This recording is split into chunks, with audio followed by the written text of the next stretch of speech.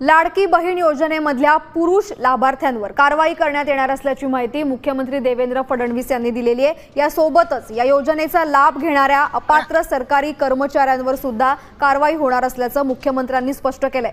पात्र लाभार्थ्यांना नमस्कार लाडक्या बहिणींनो, आताची सर्वात मोठी अपडेट आली आहे। काल विधानसभेत झालेल्या मुख्यमंत्री बैठकीमध्ये मुख्यमंत्री माझी लाडकी बहीण योजनेच्या ई-केवायसी आणि छाननीनंतर राज्यातील 92 लाख महिला निकषात न बसल्यामुळे किंवा ई-केवायसी पूर्ण न केल्याने अपात्र ठरले आहेत। पात्र ठरलेल्या 1,65,00,000 महिलांच्या खात्यात नियमितपणे पैसे जमा होत आहेत, तर नियमाबाहेर लाभ घेणाऱ्या व आयकर भरणाऱ्या कारवाईचे स्पष्टीकरण मुख्यमंत्री देवेंद्र फडणवीस यांनी काल विधानसभेत दिली आहे। तरी पण लाडक्या बहिणींनो, ज्या लाडक्या बहिणीची ई-केवायसी पूर्ण नसेल अशा महिलांनी लवकरात लवकर आपली ई-केवायसी पूर्ण करावी। लाडकी बहीण योजना आजचे महत्त्वाचे मुद्दे: 92 लाख महिला अपात्र, कडक पडताळणी आणि ई-केवायसी न केलेल्या किंवा अटी निकषात बसत नसल्यामुळे 92 लाखांहून अधिक महिलांची नावे या योजनेतून कमी करण्यात आली आहे। पात्र महिलांना लाभ सुरू: राज्यातील जवळपास 1,65,00,000 महिलांची ई-केवायसी प्रक्रिया पूर्ण केल्यामुळे त्या पात्र ठरल्या असून त्यांना नियमितपणे दरमहा हप्ता मिळत आहे। तरी पण लाडक्या बहिणीची ई-केवायसीची तारीख वाढली आहे, तरी सर्व महिलांनी ताबडतोब आपली ई-केवायसी पूर्ण करणे गरजेचे आहे।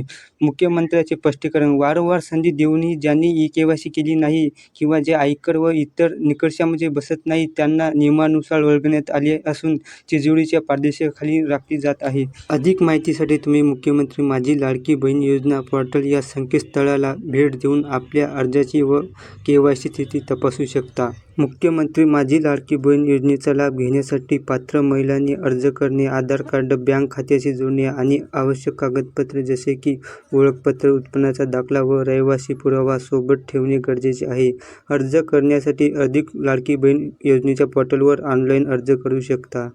तरी पण लाडक्या बहिणीचा ज्या योजने मिळाला नसेल तर आवश्यक कागदपत्रे: आधार कार्ड, महाराष्ट्राचा रहिवासी प्रमाणपत्र किंवा जन्माचा दाखला, कुटुंबाचा उत्पन्नाचा दाखला, वार्षिक उत्पन्न अटीनुसार, मतदान ओळखपत्र किंवा राशन कार्ड, बँक खाते पासबुक, आधार रेसिडेन्सचा असणे आवश्यक आहे। करायच्या महत्त्वाच्या गोष्टी: अर्जदाराचे वय 21 ते 65 वर्षाच्या दरम्यान असावे, बँक खाते आधार कार्डशी व मोबाईल नंबरशी जोडलेले असावे। डीबीटीसाठी अर्ज ऑनलाईन किंवा सेतू केंद्र, नारी शक्ती ॲपद्वारे काळजीपूर्वक भरावे। माहिती अचूक भरूनही कागदपत्रे स्पष्ट अपलोड करावी।